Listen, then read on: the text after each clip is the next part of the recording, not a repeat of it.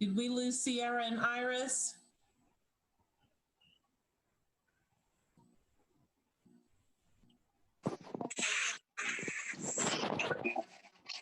See.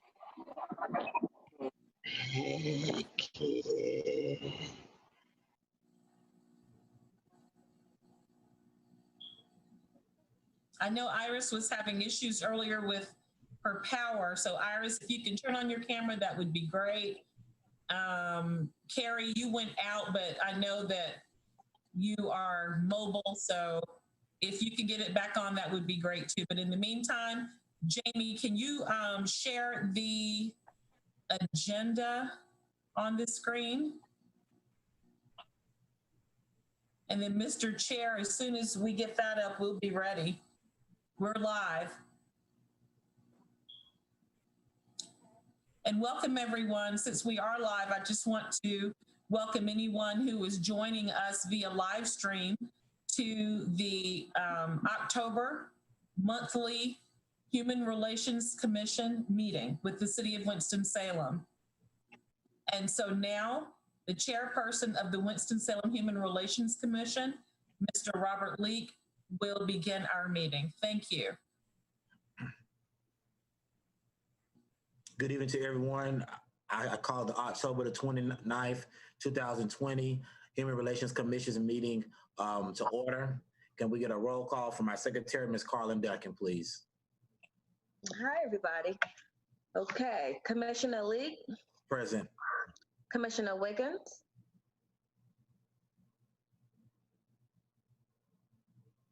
Commissioner Wiggins. Oh, present. Commissioner Bloomfield has requested an excused absence. Commissioner Haynes. Present. Commissioner Preble. Present. Commissioner Price. Right, Commissioner Sarton has requested an excused absence. Commissioner Taylor. Present. Commissioner Thompson. Present. And Commissioner Usher will be joining us shortly. Thank you. Thank you, Secretary Ms. Carlin Duncan. At this time, can we get a motion to approve the unexcused absence?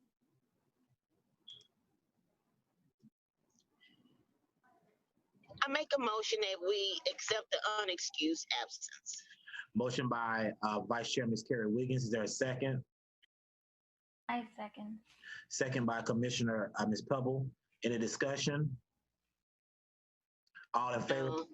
Oh, okay. Well, I'm about to do the roll call, right, Wanda? Okay.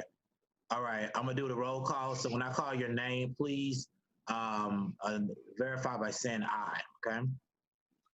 Commissioner Pebble. Aye. Commissioner Taylor. Aye. Vice Chair Wiggins. Aye. Commissioner Haynes. Aye. Commissioner Thompson. Aye. Okay, thank you. And Commissioner Leake will need a vote from you as well. Oh, aye. Okay, I'm sorry. Sure. And Commissioner Leake, I don't know if you want to, for the sake of formality, ask if any are opposed. I'm sorry. Yeah. Are they any opposed? All right, the ayes have it. Thank you. All right. Well, I know on our agenda tonight, we're going to move forward with the approval of minutes, but Ms. Wanda, Attorney Abraham, what I want to do before we do our minutes is okay, we can introduce our new commissioners before we do the approval of minutes. So we have some new faces joining our HRC family, commission family. Miss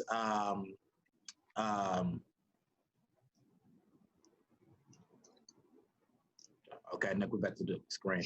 Okay, last month, Attorney Abraham and I and Ms. Waldeck as well, Ms. Duncan, Mr. Adolfo Briso, we all put together a mini orientation for the commissioners to welcome them on board. Even though it was a virtual orientation, we still wanted to bring some type of onboarding to get them familiar with the the formalities of the Human Relations Commission. And so with that said, I want to just do some brief introductions from our new commissioners. We thank you all for your willingness as well your commitment in joining this commission. And I believe that we do have some good commissioners there who are going to be dedicated to the mission as well the work of the commission here in the city of Winston-Salem. And so with that said, Chair Leak, yes, ma'am. may I interrupt just briefly and suggest that everyone on the call just briefly introduce him or herself, first, last name, and what your role is. Correct. We can do that. We also have some interns on the call, and we have our assistant city attorney on the call.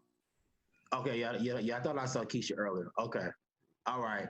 So yeah, let's all do that.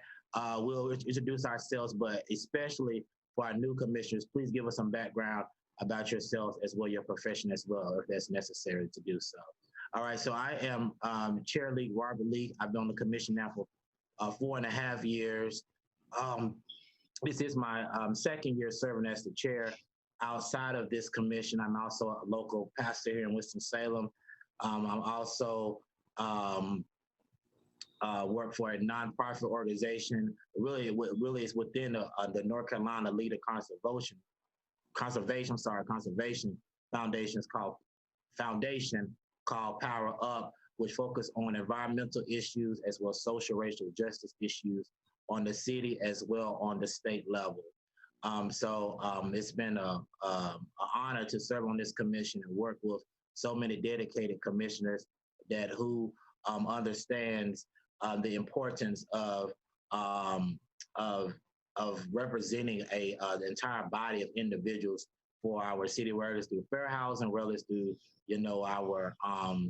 our other diversity trainings that we offer throughout the year, but just period abroad is representing the city as the entire whole. So I'm going to move over and I'm going to call out your name, and I'm going to start with Miss Jamie Walden. Hi, I'm Jamie Waldeck. I'm the Outreach Specialist for the Human Relations Department. All right, Miss Commissioner Preble. Hi, my name is Michelle Preble, and this is my first HRC meeting. My regular job, I'm a medical case manager for patients with HIV, and I also help secure them housing because that helps them become undetectable and stay undetectable. Welcome. Commissioner Taylor. Good afternoon. I'm Commissioner Taylor, and on my regular job, I'm a vocational rehabilitation counselor with the state of North Carolina. I've been on the commission for about a year now, at least, and it's been a pleasure to serve, and I look forward to doing more. Thank you. Attorney Red, how you doing this evening? Keisha.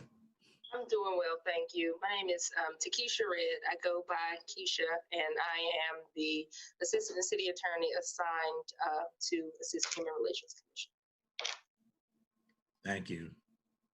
Miss Carla Duncan. Hi, I'm Carlin. I am the intake specialist for the Human Relations Department, as well as the administrative assistant. Okay, that was it. Okay, Commissioner Haynes. Good evening, everyone. Sunny Haynes. I am a litigation partner, trial attorney at the law firm of Womble Bond Dickinson in town. I've served on the commission since 2013.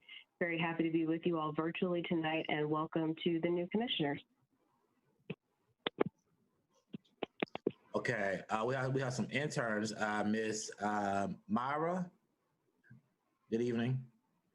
Good evening. My name is Myra Ramirez, and I'm an intern with the Human Relations Department of Winston-Salem.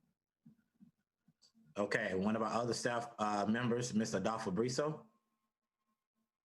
Thank you, Commissioner Leak. My name is Adolfo Brusino, and I am a fair housing investigator for the Human Relations Department, and I also mediate landlord and tenant cases. Thank you. Another intern, Ms. Daphne Sanders.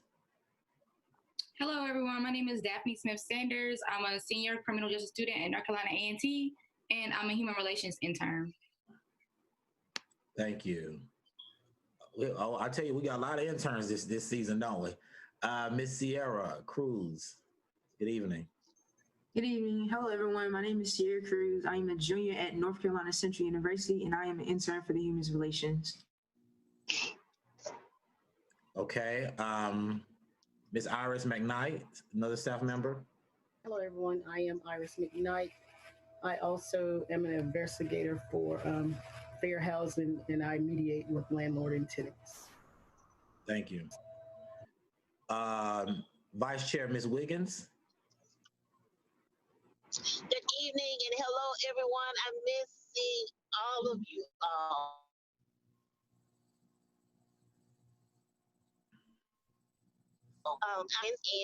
I'm a patient advocate at Old Vineyard Behavioral Health Services, and this is my 4th year serving on the commission. And welcome to all of the new commissioners and interns, and hello to all of my friends. Thank you. Ms. Commissioner Thompson, good evening. Hi, this is my first meeting as well, so I'm really happy to come on board. I am the Director of Operations at a local nonprofit, the SCCU Family House, where we provide an affordable place for families traveling to our area for medical care to stay. Thank you. And Commissioner Usher, good evening.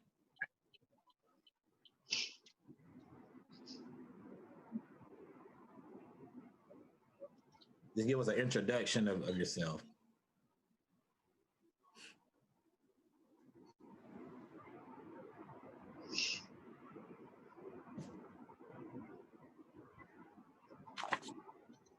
May have lost his connection. He may have lost his signal. That's right. Okay. I don't know who's at the bottom. It says Commissioner. There are two that say Commissioner P. Yes, ma'am. And so I don't know if they're both Commissioner Usher. Okay, it might be. Maybe. Okay. It is Jamie? Okay. Okay, all right, we'll come back to them if necessary. And then also we will cannot miss our wonderful director, Attorney Ms. Wanda Allen Abraham. Hi, everyone. My name is Wanda Allen Abraham. And again, I'm the Director of the Human Relations Department. Very excited to work with so many new faces. And of course, always excited to work with our veteran commissioners. This is quite a dynamic advisory board that we have. And as you will learn, especially for the new commissioners, this is a working board. This is definitely one of those boards where we really thrive when all of the commissioners are hands-on and when the commissioners are involved. And so we take your advisement under very serious consideration, not only at the department level, but also at the city manager's office level and the city council and mayor's office levels. And so we really depend on our volunteers, such as the Human Relations Commission, to advise us on matters of which you're charged. And so you're charged with things that pertain in a big nutshell to social justice, civil rights, equality, race relations, fair housing, all of the things that you're going to hear bits and pieces about as time goes on. But I know that all of you are already familiar with our mission, and hopefully you've had a chance to thoroughly review our website. And if you have not, I encourage you to do so, even for the veterans, because the website is constantly being updated. And of course, since most of the veterans have been on board, we have added a 4th advisory board to the department. So we actually staff not only the Human Relations Commission and administer all of your work, but we administer also for the Youth Advisory Council, which we call YAC, for the College Advisory Board, which we call CAB, and for AAHI, which is the African American Heritage Initiative. And that is the newest board that was assigned to us just a few months ago. Well, actually last year. So anyway, just please take your time and familiarize yourself with us and what we do and how you can fit in. And if you are not assigned or you haven't volunteered for a committee, we encourage you to do that as well. And you'll hear more about the committees as the meeting progresses. Thank you.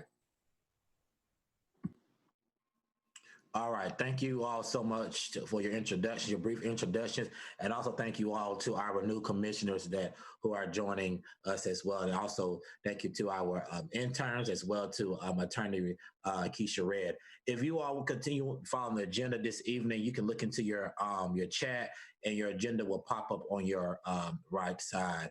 Our next item is approval of July 20 meeting minutes.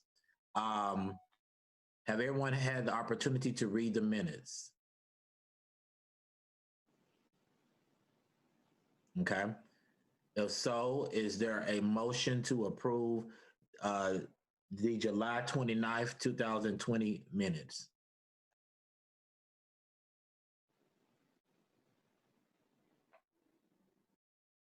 I move to approve the July 2020 meeting minutes. Okay, motion by Commissioner Haynes. Is there a second? I second. Second by Commissioner Taylor. So I'm gonna go right around the room again, with asking for any ayes, okay? In favor. Commissioner Preble? Sorry, aye. It's okay. Commissioner Taylor? Aye. Commissioner Haynes?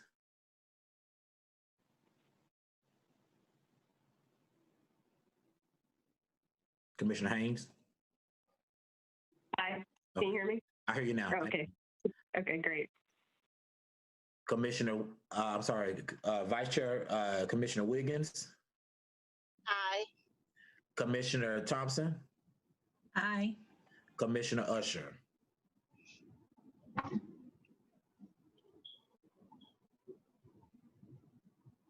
You might have difficulty with his audio. Commissioner Usher?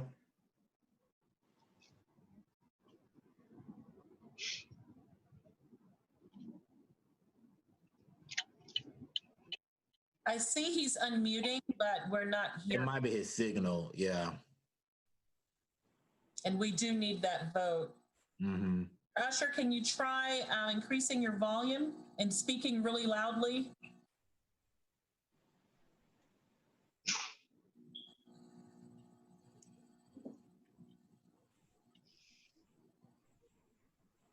Or can you indicate, I don't know if he can do the hand signal thumbs up thing. Yeah, put a, okay, there we go. Okay, there we go. All right, thank you so much. The ayes have it. Any discussion? Any opposed? Thank you. All right, the minutes have been approved. All right, next, moving forward on our agenda is the chairperson's updates, and I'm going to ask Attorney Abraham to help me on some of this as well.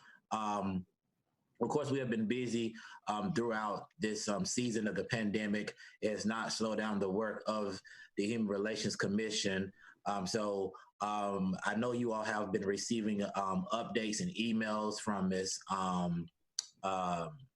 Wanda Abraham in regards to, some fair housing updates and some updates in regards to our tier structuring for our staff, and so just updates, period, to keep you all abreast about what's going on the in the Human Relations Department as well within the Human Relations Commission. So the first item we're going to discuss is going to be the Housing Justice Act. And Ms. Abraham, I'm going to ask you to help me on that, and we can just chime in together if necessarily. That's Thank fine. you, Chair Lee. And actually, that is why we have our Assistant City Attorney, Ms. Keisha Red, on the call. Okay. To answer any questions. But in a nutshell, and Keisha, please feel free to chime in. The proposed Winston-Salem Housing Justice Act is a proposed ordinance that right now is being discussed by the Community Development, Housing, and General Government Committee, or we call it CODIHOG, with the City Council. Nothing has been decided as of yet, but it is in discussion at the committee level. But the basis for this proposed ordinance is to make it discriminatory for anyone who is using city funding or city financing for the purposes of providing residential housing to use socioeconomic status, like let me back up, let me restate that. Not socioeconomic status broadly, but sources of income. If you are using, for instance, a Section 8 voucher, or if you are dependent upon alimony and things of that nature, that cannot be used as a basis for denying you housing. Also, criminal history is the facet of the Housing Justice Act that would be considered a discriminatory action if that is used as a basis for denying housing to someone. So again, this is not for everybody in the city who provides housing. It's only to those who use city financing, city funding to finance the project. Also, that facet, before I move on to the second prong, this facet that I've just described is being proposed to fall under the Human Relations Department and Commission to actually investigate and enforce. So in other words, if someone has a complaint based on being denied housing due to source of income or due to criminal history, they would be able to file a complaint with the Human Relations Department, and we would investigate that complaint. That's the first facet of this. The second facet or prong is that there is going to be a requirement, or there is a requirement in this proposal, that there be a certain number of units set aside for people who make low to moderate income earnings. And so basically, if you are a low to moderate income tenant or proposed tenant, then there has to be a certain number of units set aside for you to be able to afford, to be able to rent in those units. So that is what we're talking about with the Housing Justice Act in a very big nutshell. Now, the whole thing about the set aside for low to moderate income persons, that would be enforced by the Community Development Department. That is my understanding, because that is more in their wheelhouse. You know, it's not really ours to get into the low to moderate income requirements. Those are federal guidelines and so forth. So we don't get into that part of it. But just like we enforce the Fair Housing Act, which is also a federal law, you know, there's a state Fair Housing Act, and then we have our local Fair Housing Ordinance. And so we, on behalf of HUD, we enforce that fair housing law here within the city limits of Winston-Salem. And a lot of what the Housing Justice Act is touching on really does nicely complement what we already do. And of course, source of income is not a protected class of persons. People who receive various sources of income are not protected classes of persons under fair housing law. And so this is just a local effort to make sure that those persons are protected.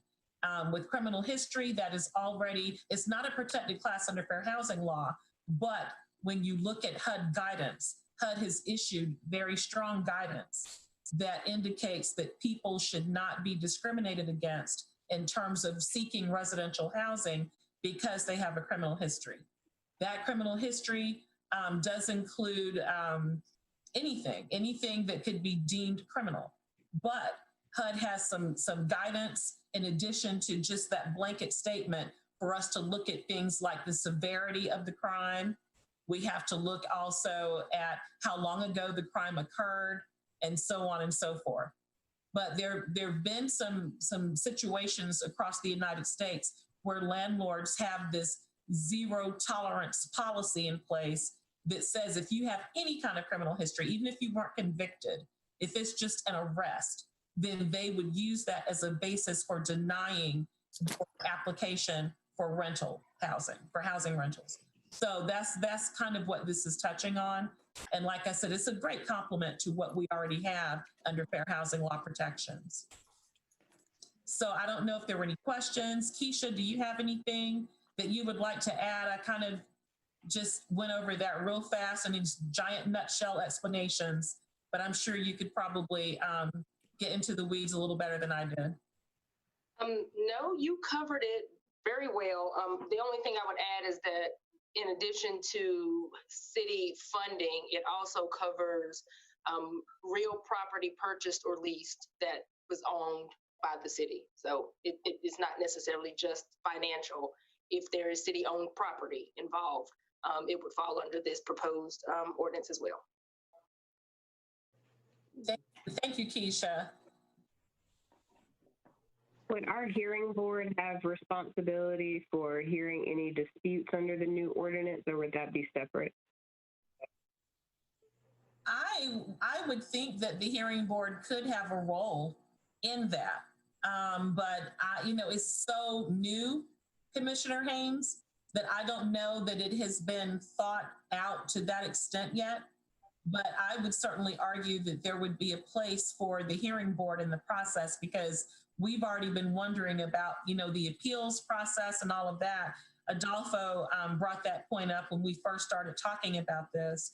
And so I would think that the hearing board could be a mechanism that could be used for something like that. And then I don't know, Keisha, I don't know if you have any thoughts on whether or not after that, whether your department would get involved or whether it would go straight to council, or, how would that look in terms of what you think? Well, I'm not 100% sure, because since it's still in discussion at staff level, it could change. So I don't know that they've gotten that far down into the specifics of it. I think very broadly right now, it's which classes of housing is covered, how is it covered, and which departments would be in charge. And I think as they refine the language of the ordinance, then those sorts of things will be fleshed out as well.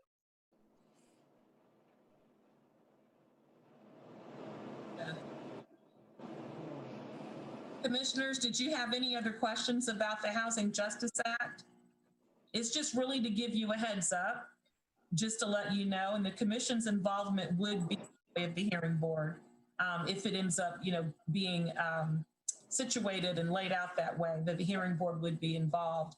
And we do already have an established hearing board, but I know we've had some changes on the commission, so we would have to re-examine Commissioner Haynes. Commissioner Haynes chairs the hearing board. We re-examine the composition of the hearing board to make sure that we are fully staffed with the hearing board anyway.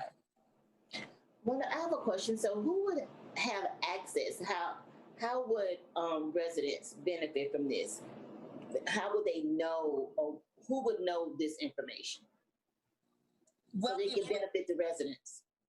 How would it benefit the residents? No, how would they have, who would know? Would the residents know this information?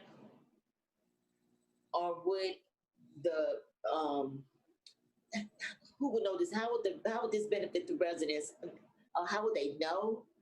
Okay, I think Vice Chair Wiggins, this would probably follow the same protocol that everything else would, and I'm sure marketing and communications would probably devise a plan to make sure that there's some type of public awareness efforts made on social media, digital media.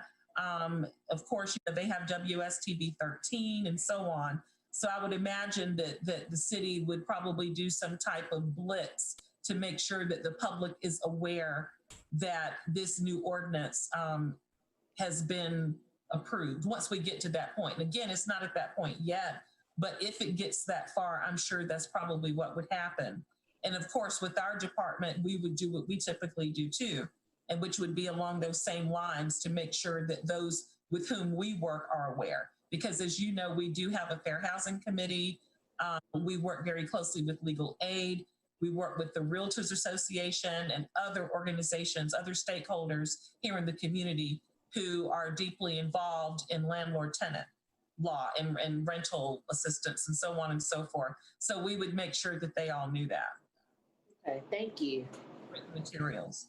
Thank you. Wanda, something else I wanted to point out, depending on what type of project it is, because it covers new construction, rehabilitation, and sale of property, So there would be provisions, I would imagine, like a restrictive covenant, if you would, in the actual documents for the housing. And I would imagine that would require some sort of notice component to either the purchaser or the tenant or the applicant, depending on what type of property it is that they would be applying for. So as I said, we haven't fleshed it out yet because it's not at that stage, but in keeping with other properties, if that were such a requirement that a certain percentage of housing be held for a particular income group or certain admission criteria, those things would be provided in the deed, as well as the tenant or applicant would receive notice of it, historically. Thank you, Keisha. Yeah, I'm just automatically, I look at things from the rental side, you know, of the spectrum. So thank you. Thank you so much for adding that. Commissioners, do you have any other questions about the proposed potential Housing Justice Act? Okay, great. And I know that Ms. Attorney Abraham did some information. So again, please go back and revisit that. If you have any questions, please get with Attorney Abraham with those questions or concerns as well. But one thing that really did jump out that piece to me was the affordability as well, making sure that they do put something aside that residents can move into a certain area where they are building at, whether it's in that neighborhood or whatever, they actually are going to be building, because we do know that we are facing affordability housing crisis here in Winston-Salem. So prayerfully, that will help decrease some of that conflict and confusion that a lot of residents, and also that wall, really, that barrier that residents are facing when they're trying to move into a certain community, but they cannot afford to actually reside there. So I think this is an awesome a piece that is going to benefit everyone here in the city of Winston-Salem, especially with the area of it doesn't matter whatever your income may be, you'll be able to get a piece of some of that pie somewhere to build, you know, in that certain part of that community. So I am thankful for this piece, and I'm looking forward to see how it's going to help benefit the residents in Winston-Salem. So it does sound like it does continually fall into our fair housing piece, but also even within the hearing board, as what Commissioner Attorney Haynes stated as well. And just like Commissioner Vice Chair Wiggins stated, I'm sure that the staff will make sure that the word is out, because a lot of times residents don't know, you know, how to, you know, these programs and how it's going to benefit them. And they're not educated on that. So I'm sure that the staff will make sure, in the marketing as well, make sure that everyone will be able to be abreast with this information. So thank you, Attorney Abraham, and as well, Attorney Hrd as well. Are there any other questions? I know that was a lot of, okay. Commissioner Preble? I do have a question, because a lot of my patients, they qualify for like Section 8.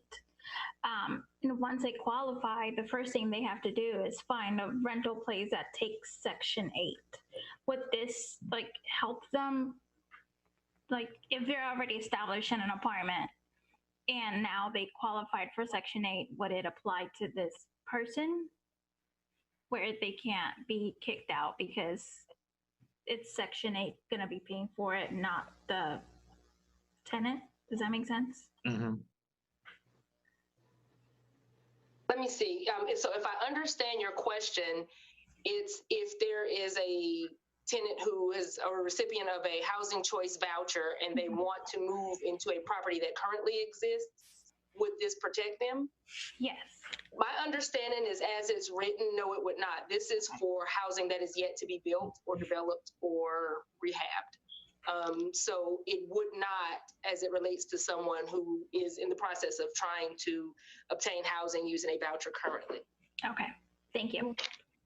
So Attorney Hrd, this would, I'm sorry, Attorney Hrd, so this would support some of our residents who are being dislocated because of new businesses and constructions being built around the city. So we've had a lot of residents that have had to relocate because of construction. So this would benefit individuals such as those? Possibly. Again, the restrictions as it relates to receiving city money is, say if there's a developer who wants to come into Winston-Salem and build housing, or if there is an agency that wants to, I don't know, purchase a city lot and build housing on it on the condition that that housing then be sold to someone who falls between, I think what I saw in here was between 50 and 80% of AMI, which is area and median income. Those restrictions would tie to that property, but if the city is not involved in terms of providing financing or leasing or selling land, it would not affect just a general developer who did not come to the city seeking that sort of a concession or assistance in developing the project. Okay. Okay. Thank you. So if I understand correctly, I'm sorry, Chair Lee. Yeah. So if I understand correctly, the city is trying to make affordability part of the city's future growth. That is correct. Okay, so that's a good thing. So my question is trying to read it. So basically, the city is mandating that any developer that comes in, they have to set aside some type of affordability in that piece of what housing they're going to be building, correct? If they are seeking to use city funds, housing bonds, or currently property owned or leased by the city. I think, and I don't want to jump the gun, but I think the last project that was very similar, that had a similar structure built into it, was, I think it's 751, which was the apartments that are right across from, on the corner, I guess, of MLK and Patterson. There was some city money involved in that, and as a result, there's a certain amount of units in that building that are designated as workforce housing. So if there is another developer who wanted to do something similar and came to the city seeking money, this Housing Justice Act would apply to that developer or that rehabber or that community agency seeking to develop housing, making sure that it has an affordability component in exchange for any being able to use city resources in the construction or rehabilitation of that property. And I forgot the percentage of it that they will, I mean, if that developer wants to participate with the city loan as well, that bond, what's the percentage? I read it, I forgot the number. I don't want to say the wrong thing. I know we're live. I'm looking at it and it looks like 20%. And I'm skimming this. So it looks like that for a period of 15 years, they would be looking at 5% of the total units constructed or rehab would be set aside for people who make 50 to 80% of area median income, and then 15% would be set aside for people who fall between 80 and 120% of area median income. And that number changes as HUD updates it. So it is adjusted, and that's why it's a percentage and not a dollar amount. Okay, that's it. Yeah, that's it. But that 20% is of the total project. So 80% would be market rate, 20% would be designated to either 5% between 50 and 80, and then 15% between 80 and 120 of area median income. And I know that sounded real convoluted, but sorry. Yeah, I would love to see how that's going to be broken down in regards to that 20%, because I do know that there was an individual that was trying to move, well, that may not even been a project, but anyways, they were trying to move downtown, but in a new development. And this developer said that basically they had set aside for some space for low-income residents to actually purchase or rent necessarily. But anyways, the individual went there to apply for the one of the apartments and found out that the rent was $900. So with that kind of, I guess what I'm saying is that they will still be able to make their own price range with it. Well, so again, it's gonna depend on where you fall in that percentage. And as I said, I don't have the figure in front of me. The last time I checked, area median income for Winston was somewhere, I think around maybe $62,000, somewhere thereabout. So if you're in 50% of that, that would put you at, say your annual income is $31,000. and it could go up to 60 or up to 120% of that. So it depends on where the individual applying for the housing fell within that scale. Because if they were below the 50% of area median income, then they would not have enough income to qualify for that unit. So there's a ceiling and a floor. That's right. And then, of course, they would still probably need to still make 3 times the income, correct? Well, they would have to meet whatever the criteria was for admission to that property. But at the same time, the admission criteria would have to take into account that there are a certain amount of units set aside to be affordable to that segment of the population. Mm-hmm. Okay. Thank you for that clarity. You're welcome.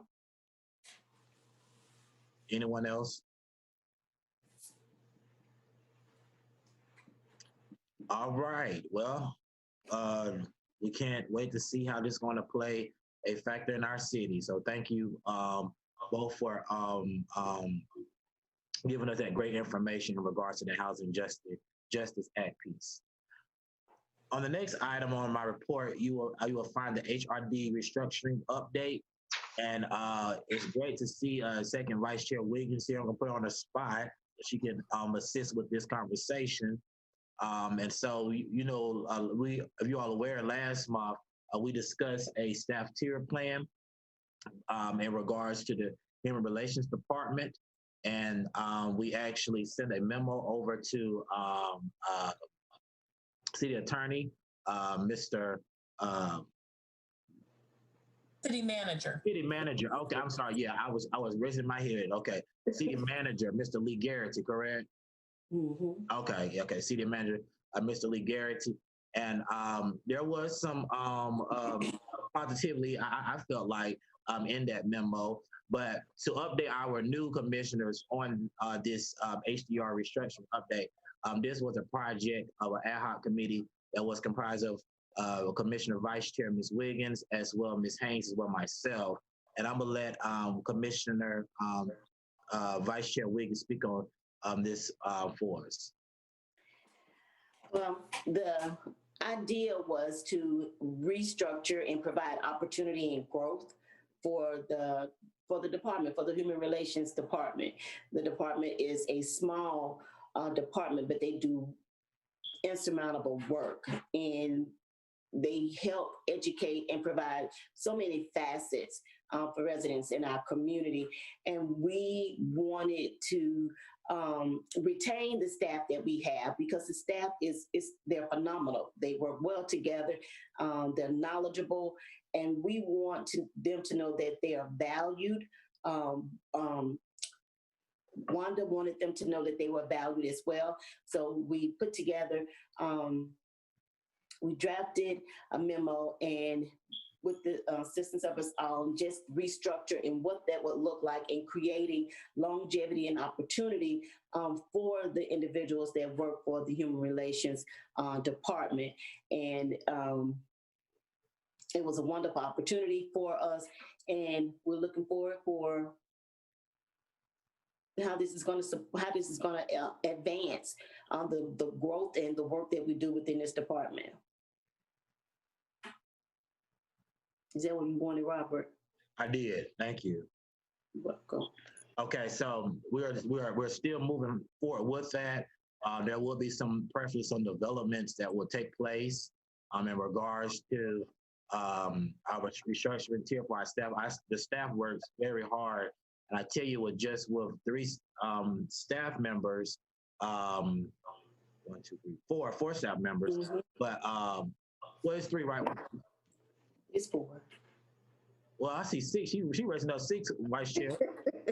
Oh, we'll see how it's growing already. Yeah, well, it's growing, exactly. So we can't even the chair don't know, the vice chair don't know.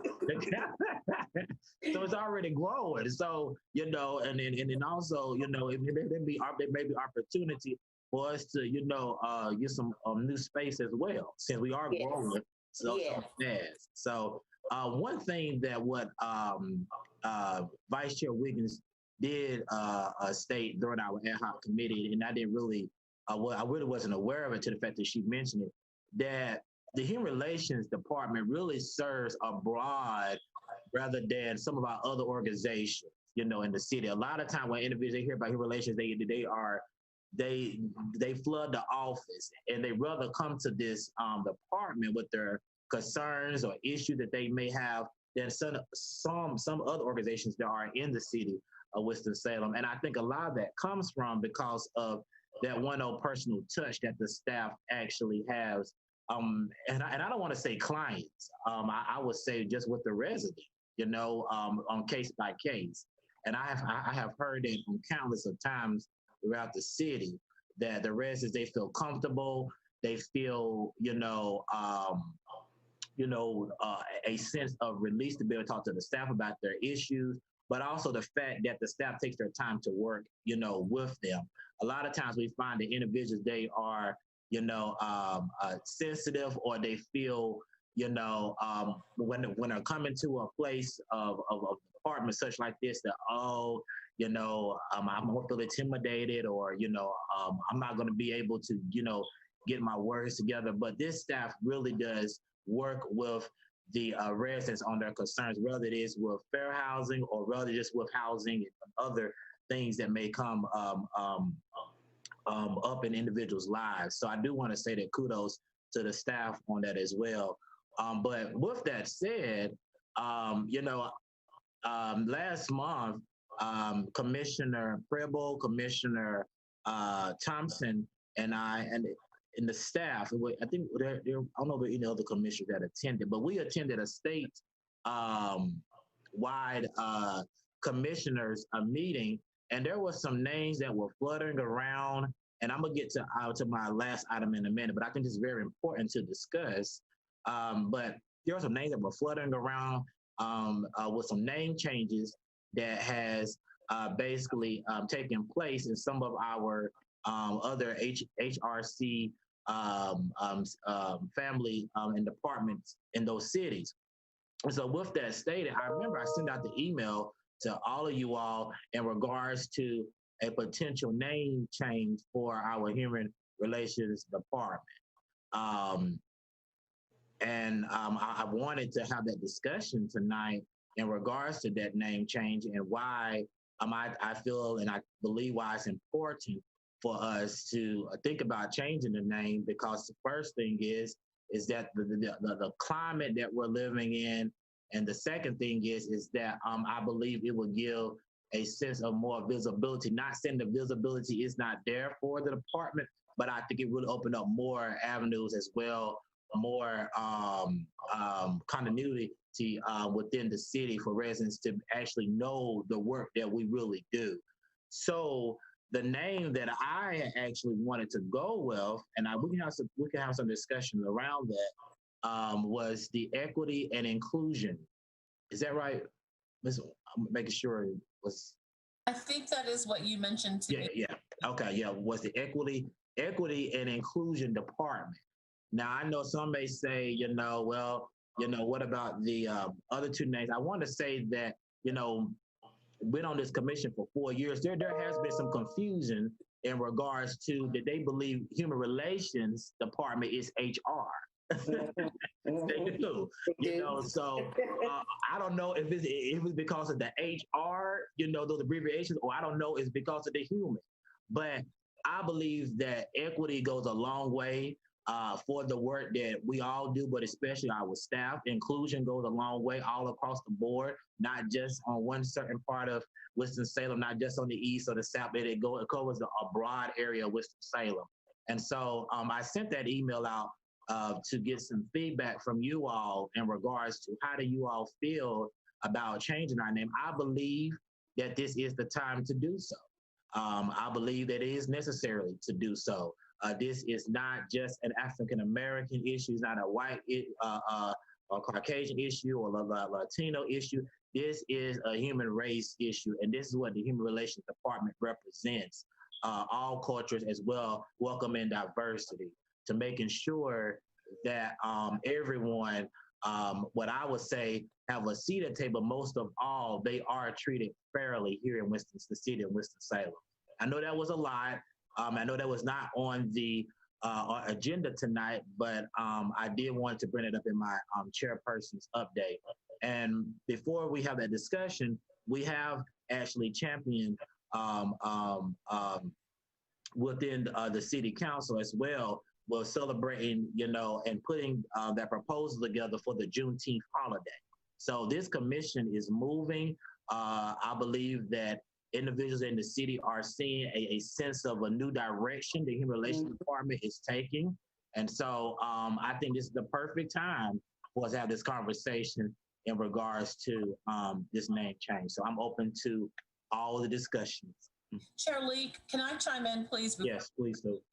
Started with the deeper discussions. To go back to what you all were mentioning a few minutes ago, I wanted to clarify, yes, we have 6 positions in the department, but one of the positions is a part-time position. So I just wanted to clarify that. And that was recently occupied by Salwa Majid last month. And so we do have that. Secondly, in terms of the name change and the structuring, all of this, is kind of related, is interrelated in that the name really should be reflective of. And the actual meeting that Chair Leek referenced was the North Carolina Human Relations Commission meeting. And during their meetings, they have those quarterly. They include all of the local HRCs from across the state and also all of the local human relations departments across the state. Now, across the state, our sister organizations are called different things. Some cities, it could be community relations. Other cities is human rights. Other cities is equity and inclusion. And I think somebody has even got diversity and inclusion. I don't know if it's Asheville or Raleigh, but we're called different things, but we essentially have very similar functions and missions. And so it was during that meeting in which it really became clear, and I think there was some discussion, not too lengthy, but some discussion about those name changes. Greensboro, the city of Greensboro is in the process of changing their name from Human Relations. And like I mentioned, the city of Raleigh, New Hanover County has restructured the human relations type of organization that they have. And so their name is not going to be human relations. It's either going to be diversity and inclusion or equity and inclusion. At least that's what I was told. And again, what else? I think in Charlotte, they're called community relations, but they're examining changing their name, I believe. So it's happening across the state. And I think some of it is related to the climate in which we're experiencing right now in terms of the race relations and the social justice movements and so on. So I do concur that the timing may be quite appropriate, but I just wanted to give you and provide you with some more context and background for that conversation and how it came about. Thirdly, with the restructuring, with the tiered positions, definitely the whole premise was to provide our current staff, which is an A-list staff, I must say. I do have to brag on my staff whenever I have an opportunity because they really are A-list. We've got people on our staff who have been awarded Employee of the Year. And at one time, just about the whole staff had received that commendation. And so, we have that caliber of people and we want to retain them for as long as possible. And so they need to have promotability though within the department. I hate to see talented folks leave and either go to another department, which is usually not the case, or they just leave city government altogether. And so we want to make sure we have a mechanism in place for them to be able to move up within the department. And that was the memo that Chair Leek referenced that was sent to the city manager. And the city manager did reply, and it was an awesome response. He did cite, of course, that we're in the middle of a pandemic. So it's kind of challenging to create tiered positions right now because, we're all quite frankly hoping that we'll be able to hold on to the positions we all have in city government. But once things are better and once the budget is better, hopefully that can be re-examined and considered. But he did take it under very serious consideration. So that was definitely a good thing. And that was all because of the work of the commission in wanting to support the department to bring that to the city manager's attention. Again, that's your role as an advisory board. And so that was really a good thing. Lastly, just as an encouraging thing, we are adding to our office space. Those of you who are familiar with the suite in City Hall, you know where we are on the first floor. And you know that near my office, I'm at the back of the suite. And you know, when you step out of my office door, if you look to the left, there's a door that leads out to the back hallway. Well, if you go out that door and keep straight, you go into the City Council suite of offices. Well, the City Council is in the process of relocating from that space. They will be going to the third floor. So that opens up all of those offices. And the sustainability division is going to be moving some staff in there. However, we have been told that we will have at least one of those offices to add to our suite.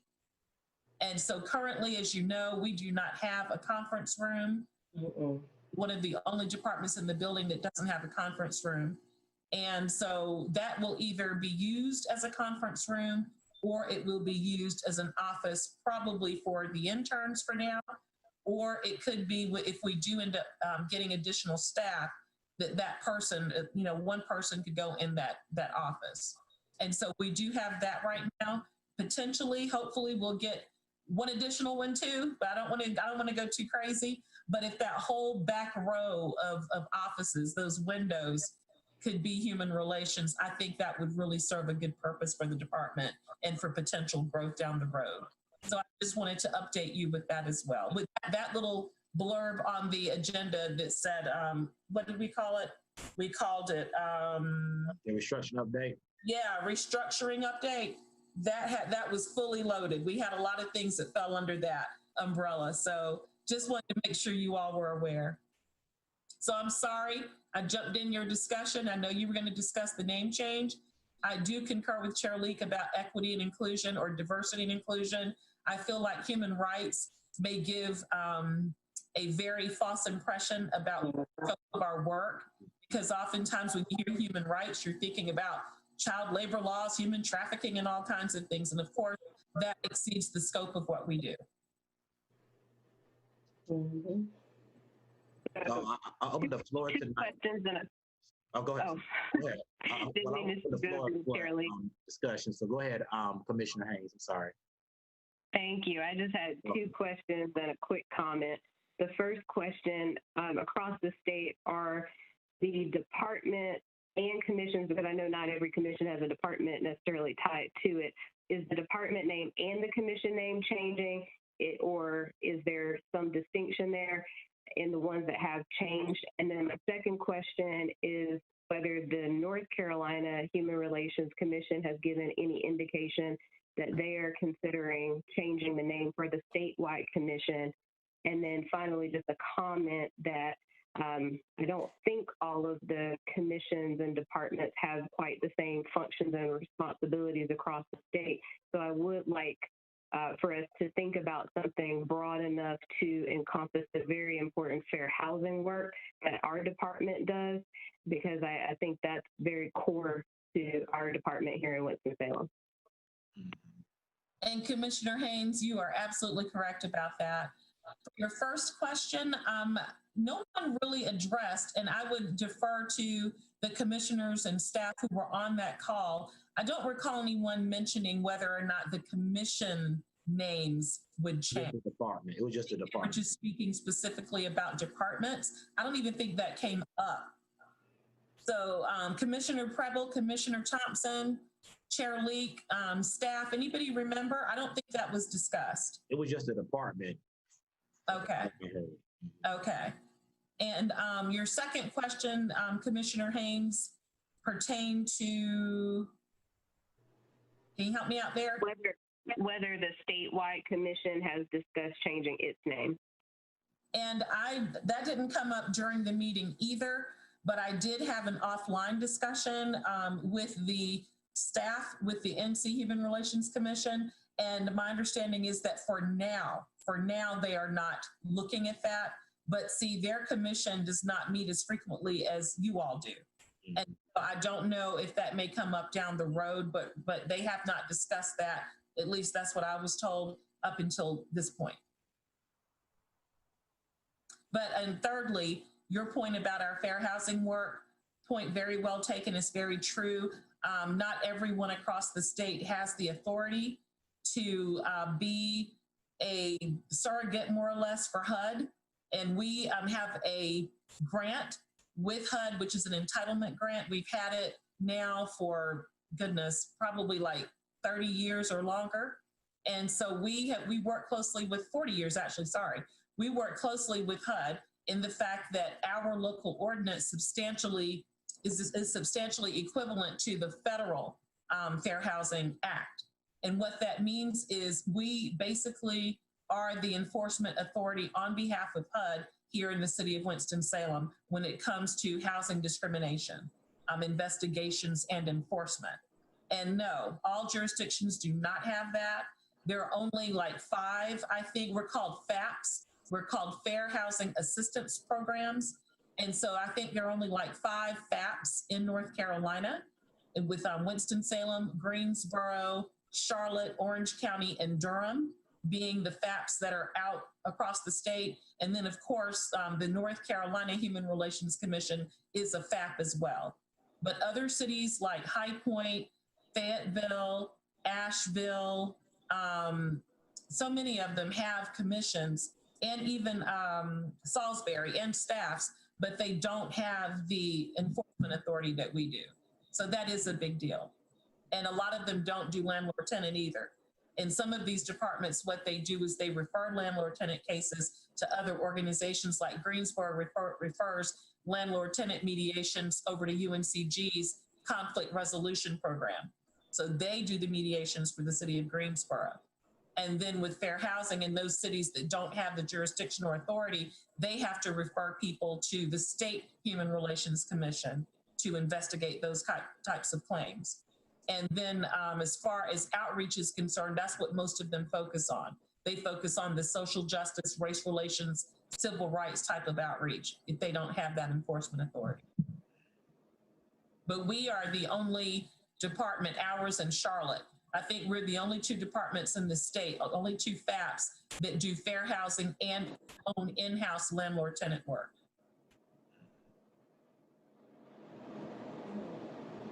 Any other comments, discussion? I'm excited about the name change. I think it does go in concert along with the conversations I think we had when we were devising the tier proposition. And we are going, but I was thinking about what Sonny said about housing and the fair housing. If the name change, how do the department, the work that we do with the commission won't change with the fair housing, and just the name of the department would change.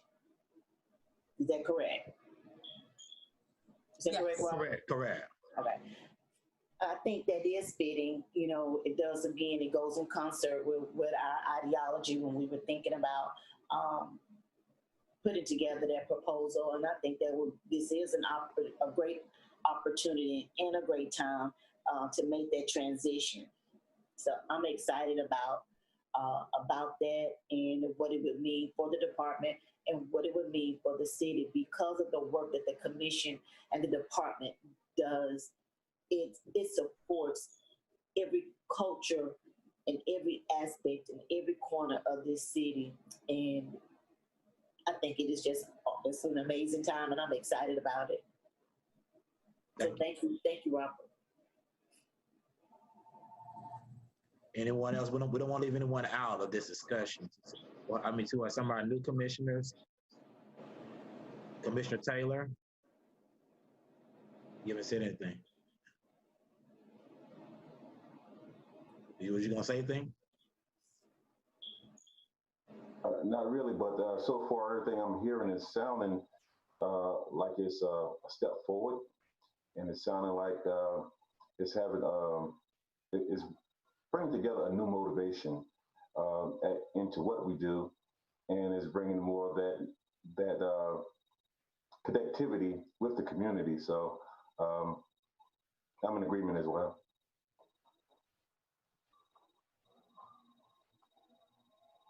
Commissioner Pritchard, was you going to say anything? I thought, okay.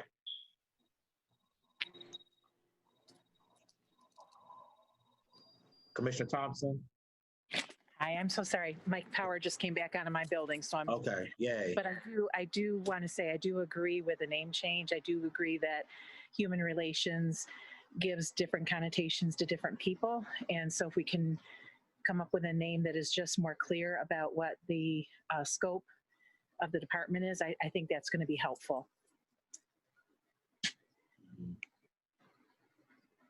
Thank you. Thank you. I saw Commissioner Usher put a thumbs up. So, okay, let me ask Attorney Abraham, how do we need to proceed with this? Do we need to vote with the name change? Because I know I can't make the motion, but with the equity for inclusion, or how do you want us to proceed with the motion? I think that Chair Leak, once the commission comes to some sort of consensus, you certainly could put it to a vote. And then after your vote, you could certainly share the vote and the rationale with our city manager. And we would just see what happens from there. Because I think eventually it would have to go before city council. I think just with this initial work that you're doing and the discussions, it would be appropriate to route it through the city manager. Correct. So can we can I say that is there a motion to change the name for the Human Relations Department to the Equity for Inclusion? Is that the appropriate way to do it? Yes, if there's a consensus, if you all like equity and inclusion, or, I mean, do you like diversity and inclusion? Do you like human rights? I mean, it just would be a matter of someone making a motion and then seeing how the vote goes if there's discussion. Okay. All right. Robert, Chair Leak, was that a motion? I was going to. No, it wasn't. No, that was a discussion I was having. Oh, okay. Well, I would move that we continue to consider a name change. I think there will be further discussion about what that name change will be, but I do move that we continue to consider it. Okay. Okay. Okay, that was a motion by Commissioner Attorney Haynes to move to consider the name change for the Human Relations Department. I second that. Second by Commissioner Taylor. Chair Leak, I interrupt. Okay, Commissioner Wiggins, I wanted to make sure you were back on. Okay. I received your message, so I'm glad you're back on. Thank you. Sorry. Now, who seconded it? It was Commissioner Taylor, correct? Yes. Okay. At this time, I'm gonna ask everyone to verify by their vote. Commissioner Preble? Aye. Commissioner Taylor? Aye. Commissioner Haynes? Aye. Vice Chair Wiggins? Vice Chair Wiggins? Sorry, I'm back. Oh, aye. I was on mute, sorry. Commissioner Thompson? Aye. And Commissioner Usher? Aye. All right. Okay, is there any discussion? Any opposed? All right, the ayes have it. Okay, we will continue on considering and working out this discussion in regards to changing the name for the Human Relations Department. So we are moving forward with the next necessary steps that we need to take in this matter. So thank you all for listening to me this evening in regards to, I know that was a lot, but I wanted to get that out because I thought that was very unique, that how the other departments and commissions are moving the needle in their necessarily what they're doing, but also in their cities as well. Chair Leak, do you have an ad hoc committee who would like to work on the memo for the city manager? Correct. Is there an ad hoc committee? I already have one person in mind. I want to ask Commissioner Haynes. I'll join, Sunny. I'll join. Okay. Anybody else? I would like to be on that ad hoc meeting. Okay, Commissioner Usher. Okay. Anyone else? I'm happy to assist. All right, Commissioner Thompson. Okay. Do we have all those names down, staff? Okay. We don't need to vote on that committee, do we? I was thinking. Well, technically, you probably should. I hate to put y'all through that again. I was thinking so too. I was thinking. Sorry. Yeah, I was thinking that. Okay. All right. So we need a motion. We need somebody to make a motion for the commissioners who volunteered to compose the memo for the city manager regarding the name change. Is there a motion?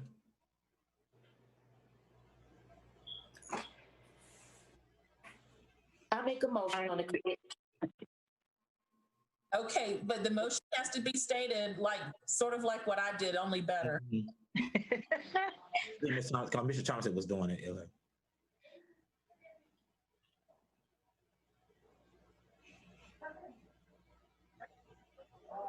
Okay, I'll give you a refresher. So the motion is to approve the ad hoc committee comprised of Commissioner Haynes, Commissioner Wiggins, Commissioner Thompson, and Chair Leak to compose a memo recommending a name change for the Human Relations Department to City Manager Lee Garrett. Again, better than me because I'm tired, so I know that. But those are the elements. Okay. I'm on mute. So someone just rephrase that, okay? And that'll be, and you can say that you're making that motion. Okay. Okay, I'm gonna take a stab at it. All right, so I'm making the motion that Commissioner Haynes, Commissioner Wiggins, and the other two commissioners' names. Leak and Thompson. Leak and Thompson. Leak and Thompson. Make a motion that. And Usher. Commissioner Usher was in it. Oh, Commissioner Usher. Work together to comprise a memo to send to the city attorney, Lee Garrity. City manager, Lee Garrity, for the name change of the Human Relations Department. Correct. All right. Motion by Vice Chair Wiggins, second by Commissioner Haynes. Commissioner Preble, what is your preference? Aye. Commissioner Taylor? Aye. Commissioner Haynes? Aye. Commissioner Vice Chair Wiggins? Aye. Commissioner Thompson? Aye. And Commissioner Usher? Aye. All right. Any discussions? Any opposed? No. Thank you all. All right, we will. I know the staff will get with us in regards to our next steps we need to take to move this forward. Thank you all for listening to that piece of my updates. The last part of our update is the HRC November meeting schedule. We do know that the Thursday we normally meet falls on the fourth Thursday of November. So with that said, that will be Thanksgiving week. And so there's a need to change our meeting to Wednesday, November the 18th at 5:30. And I wanted to know, does that work with everyone's schedule? And is that okay? I know that's a little bit of folks' Bible studies, but I don't think we'll be on that long. We can still be able to get in the word on later on after the meeting. So, Chair Leak, usually the November meeting is when you all vote for new officers. Oh, that's right. You also vote on committee chairs and who will be joining what committees. So November, that's usually the focus for that meeting. So it's a pretty important meeting. Correct. So you all would need to somebody would need to make a motion definitely for this to change the date. Since it does fall on the fourth Thursday of November, so it'll be on the third Wednesday in November, on November the 18th at 5:30, correct? Yeah. And of course, it'll be Zoom. I'll make that motion to move the November meeting to the third Wednesday of November. Third or second? Third. Thank you. Okay. Motion by Commissioner Preble, second by Vice Chair Wiggins. Commissioner Taylor, what is your preference? I'm in agreement with the 18th at 5:30. Yes, sir. Commissioner Preble? Aye. Commissioner Haynes? Aye. Commissioner Vice Chair Wiggins? Aye. Commissioner Thompson? Aye. And Commissioner Usher? Aye. And Chair Leak, don't forget to vote too. I've been forgetting to. I know, I keep forgetting about myself, and I say aye as well. Any discussion? Are there any opposed? All right, the ayes have it. Thank you all for that meeting change. Again, that is an important meeting. We'll be voting a discussion for new officers as well, committee chairs as well to lead the commission for the 2021 year. All right, that was my updates. As we move downward towards the agenda, we're going to go into our committee reports, and the committee reports were sent out from our staff member, Ms. Jamie Waldeck, and Commissioner Sargent is not here, so for her committee is, of course, the committee community relations, and I'm going to have Ms. staff member Jamie Waldeck to give that report.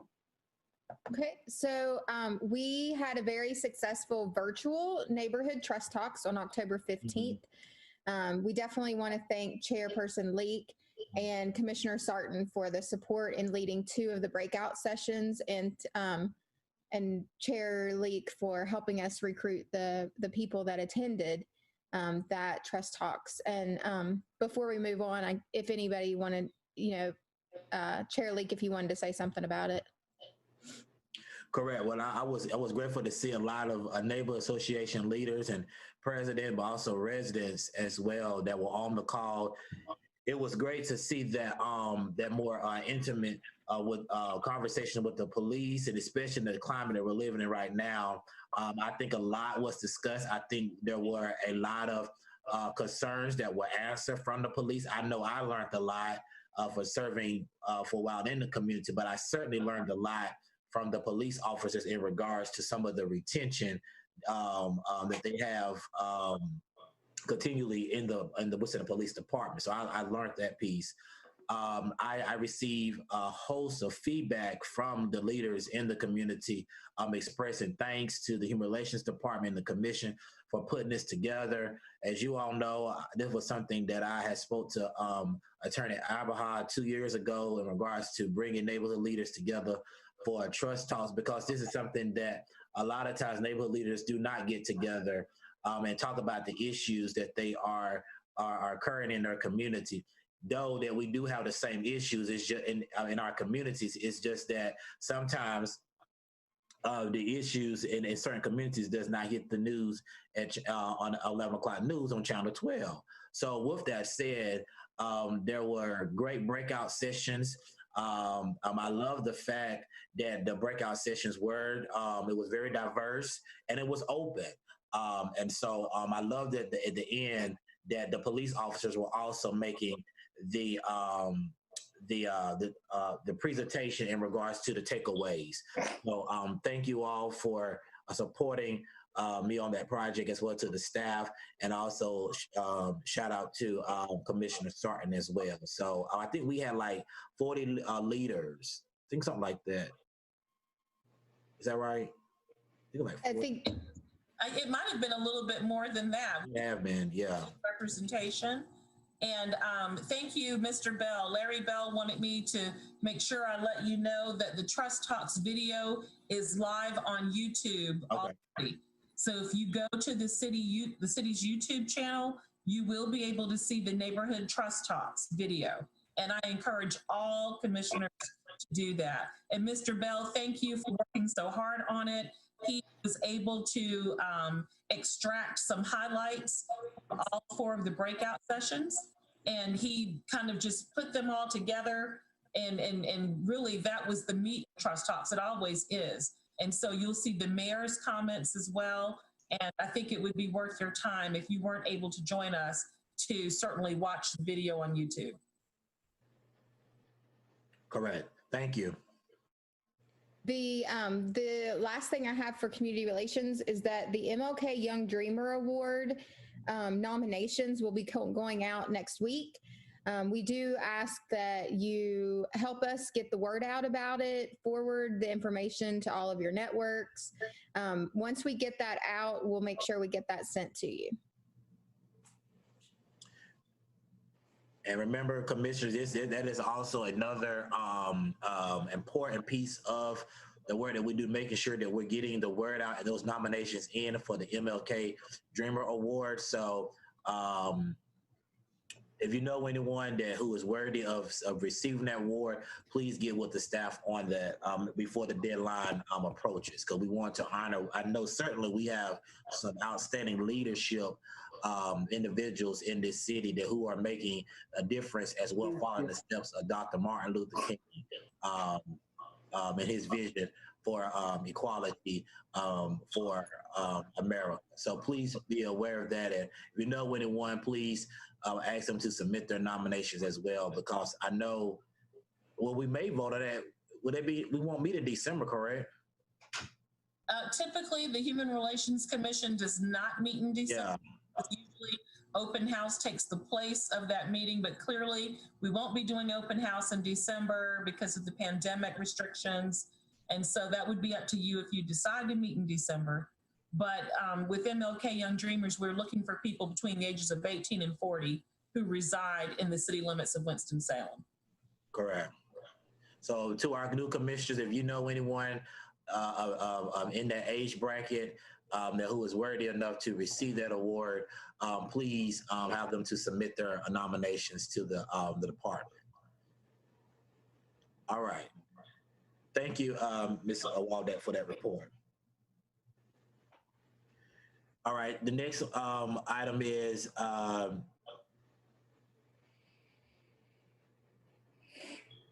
executive report. That's correct, Chair League, but I don't think we had any update in the executive. Okay, that's what I thought. Okay, I don't provide some of that. All right, the hearing board, Commissioner Haynes.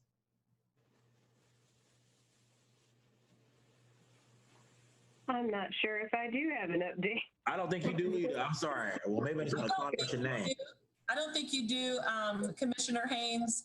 Of course, whenever we have any tenants, any complainants who may want to appeal any of the decisions that we make in the department regarding their fair housing case, we let you know so that you could be prepared. But we have not received any such requests. Am I correct? Carlin, Adolfo, and Iris, is that correct? None to my knowledge, boss. Okay, so we have not received any. And that concludes my report. Thank you, I appreciate that. All right, here I go again. New Horizon Fair Housing, Chair Lee.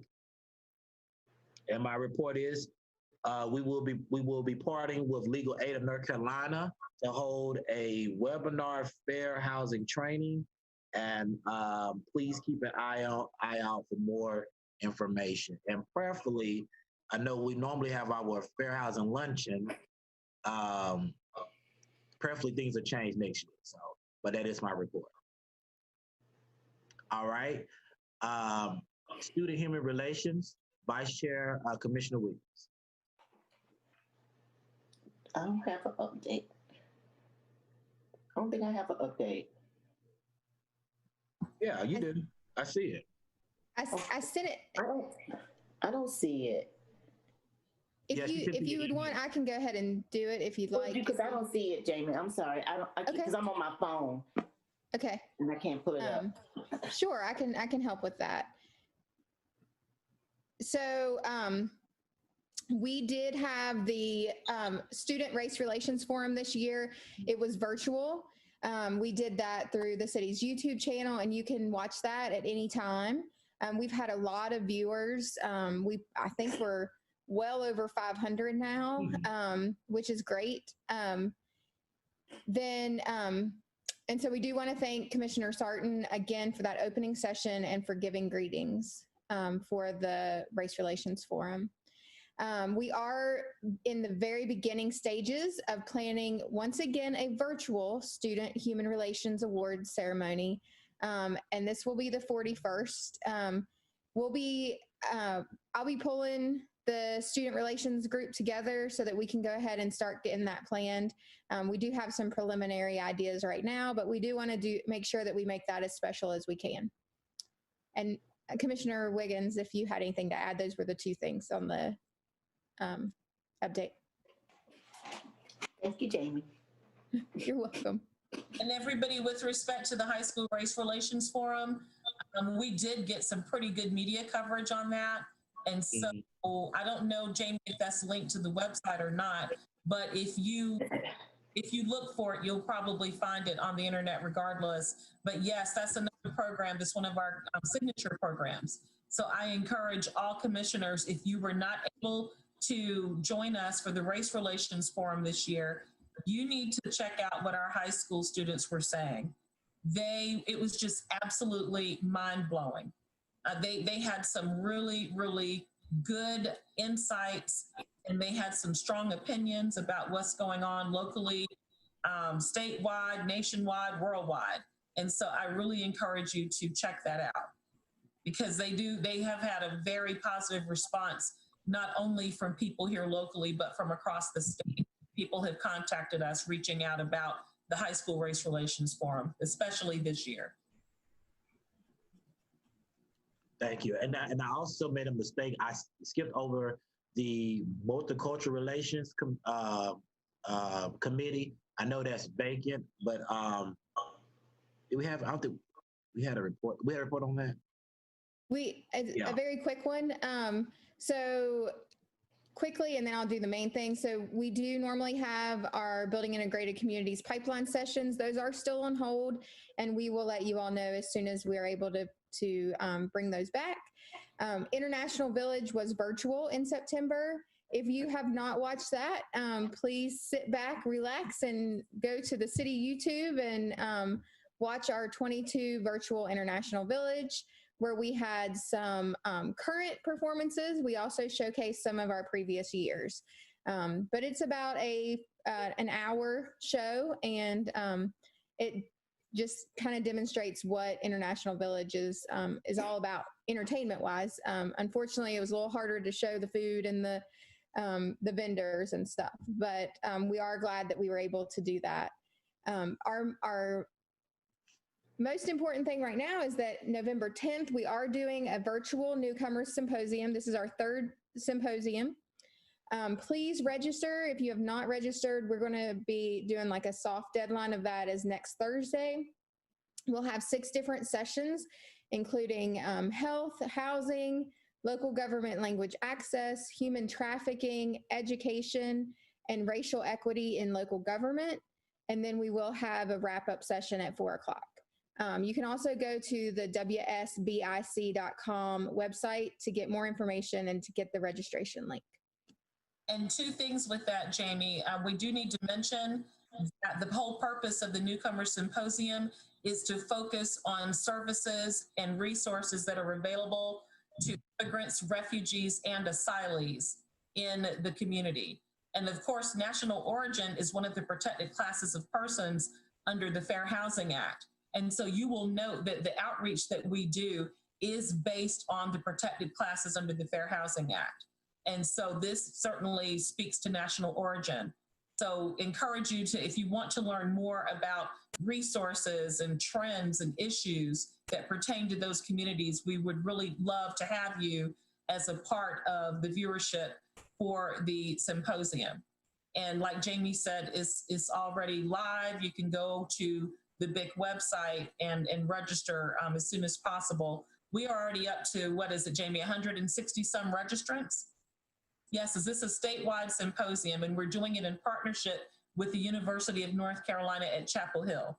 So they are our partners on this. And for those of you who might not have been around years ago, this whole BIC initiative, Building Integrated Communities, BIC initiative started as a result of the grant that we were awarded by UNC Chapel Hill.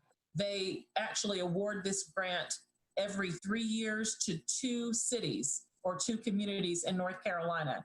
And a few years ago, we were one of the 2 cities to be chosen for the grant award. And so it was not a financial funds type of grant, but it was an in-kind grant, which meant that we had full access to UNC Chapel Hill staff to help us to strategize and to tailor a building integrated communities type of system here in city government for our local refugees, asylees, and immigrants. And so that is how BIC was born. That's how our BIC pipeline was born, which you can read more about online. And that also yielded the Newcomer Symposium. So just to give the new commissioners a little bit of background.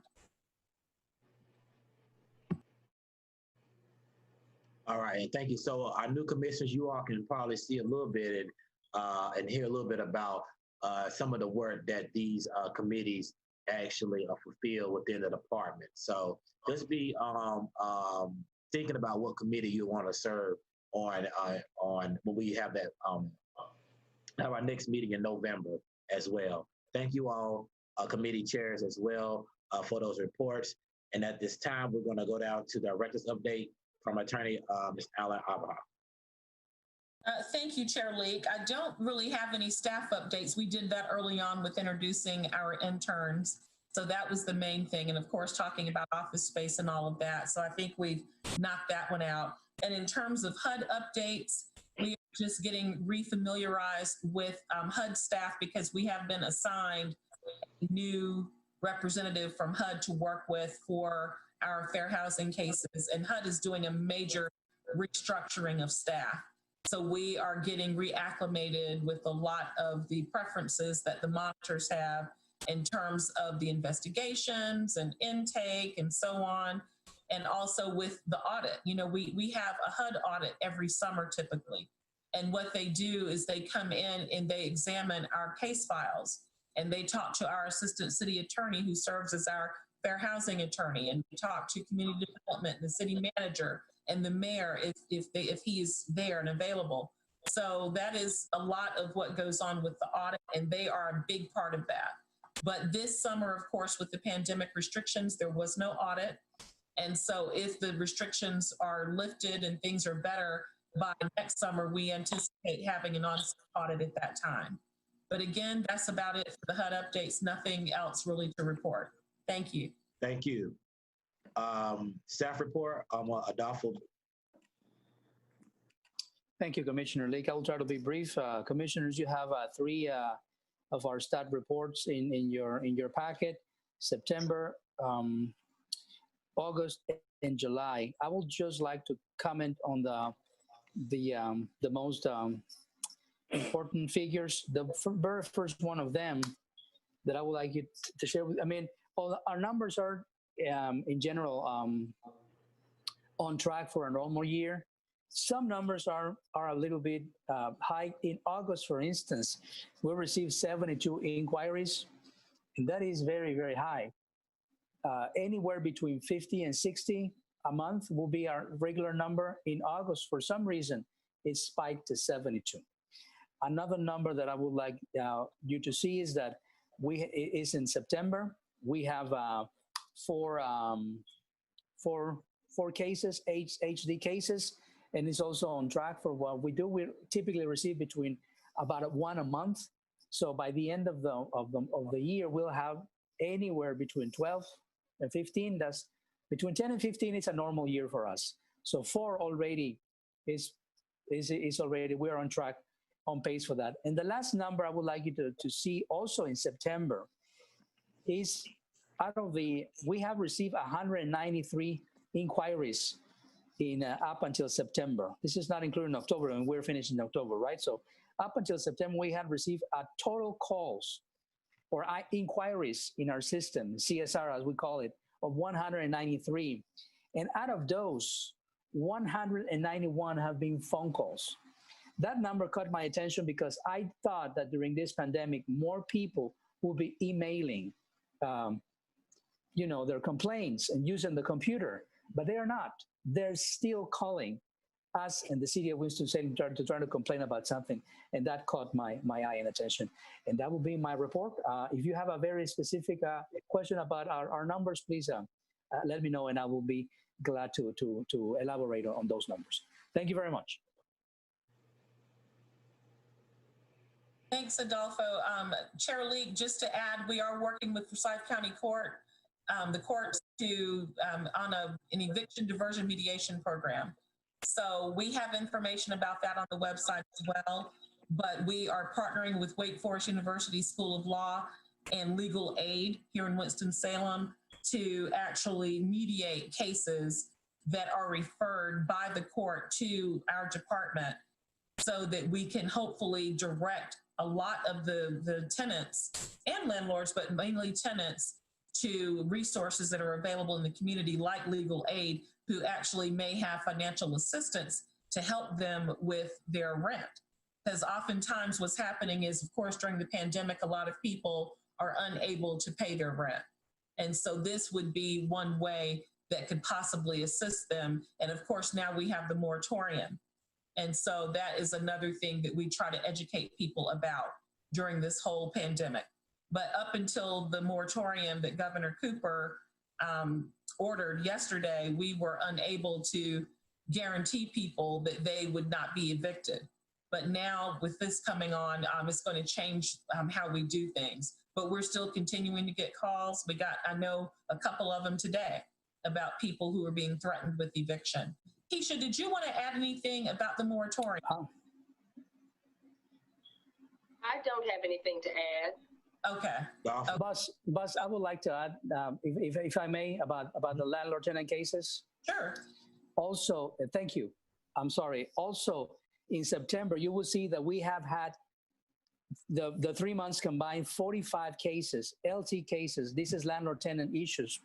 That is also extremely high, and I completely forgot to mention it. We sometimes end between 60 and 70 a year. I mean, if it's an extraordinary year, it's 80, but 45, and this is in the first 4 months of the year. I mean, that's the first 3 months of the year, with July, August, and September. That is extraordinary, and I think it's part of that that program, boss, that you mentioned about the mediation program with the courts. I think that will increase our landlord-tenant cases in the year. Yeah. Well, I will say that I was thankful to see that Governor Cooper did express as well extended the eviction for North Carolina, because there was some confusion in regards to the CDC recommendations that I know in the community. Some individuals felt like that it was only just allotted to individuals who were on subsidized housing.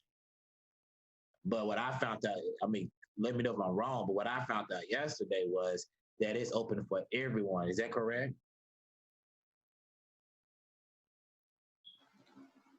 I think so. The moratorium? Yeah, the moratorium, yeah.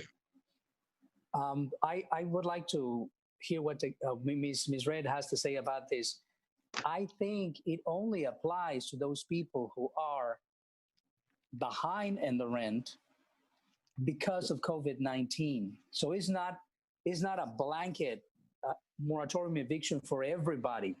I think it only applies to those who are behind in rent that can show that they're behind because of the COVID-19 pandemic.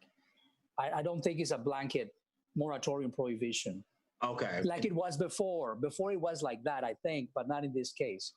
That is my opinion. Okay, because I remember that there were certain guidelines as well that had to play a factor in that as well. With that executive order, Governor Cooper extended. Yeah, I believe up until June, I think it was nobody could do it at all whatsoever. But I think this moratorium is different. In this, the way I understand it, is only for people that have fallen behind in the rent because of the COVID-19. I think those are the only ones that will be protected, but I don't know if Ms. Red would have a different opinion on that. That is correct. I think, Robert, your question was whether or not it covered subsidized housing versus market rate housing. Correct. So no, there is not a distinction whether it is subsidized housing or market rate housing. Both of those are covered, and it's referring to the CDC's affidavit that's supposed to be provided to tenants. There was some confusion about who was supposed to provide it, and so some tenants did not know that it was supposed to be incorporated into the eviction process. And so as a result, though that questionnaire, which goes to your point, Adolfo, is it related to the losing of a job or reduction of income or a COVID-19 related eviction, or it certainly wouldn't address something that, say, if it's a violent or criminal activity or something of that nature. Okay, yeah, that makes sense. Okay, all right.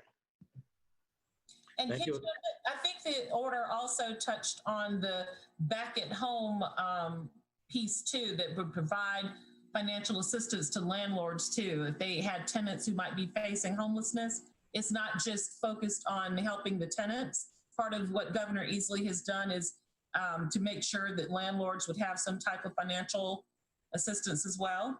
Well, that would deal with how the state is choosing to allocate its COVID-19 funding that it received, or the CARES Act funding, I'm sorry, that it received from the federal government.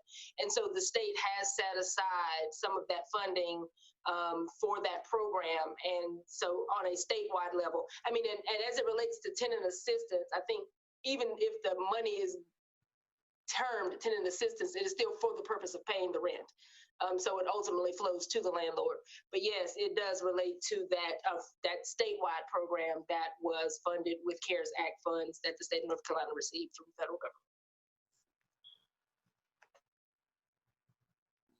Thank you, Keisha. And then Robert, of course, the landlords too, it's been clarified even more so now that the landlords have the responsibility of making sure that the tenants are aware of the CDC requirements. Correct.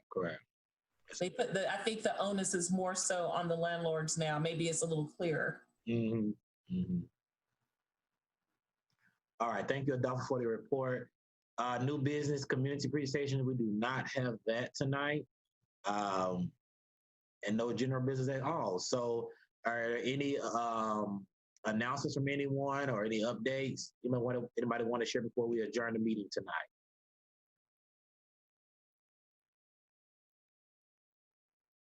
All right, looking to see there's none. Is there a motion to adjourn tonight's meeting?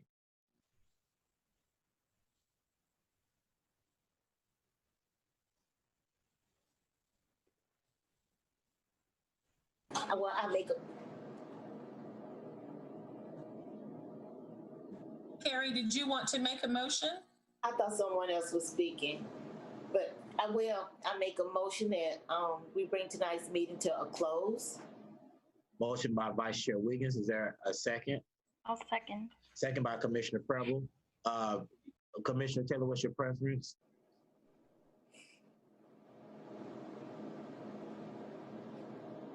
Aye. Robert, can you repeat? Oh, okay. Commissioner Preble? Aye. Commissioner Haynes? Aye. Vice Chair Wiggins? Aye. Commissioner Thompson?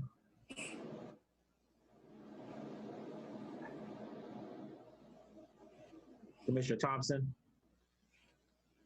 I think she left the meeting. I think she left. And Commissioner Usher? Aye. And Commissioner Lee? And of course, Commissioner Lee, my Chair Lee, aye. Okay, any discussion? Any opposed? All right, everybody have a blessed night. The meeting's adjourned, and be safe as well. See you on November 18th. Commissioners.